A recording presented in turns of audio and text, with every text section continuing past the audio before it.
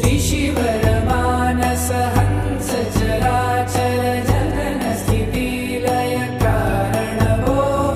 साम्ब सदा शिव शम्भो शङ्कर शरणं मे तव चरणयुगम् अन्तःकरण विशुद्धिं भक्तिं च त्वयि सतिं प्रदेहि विभो साम्ब सदा शिव शम्भो शङ्कर शरणं मे तव चरणयुगम्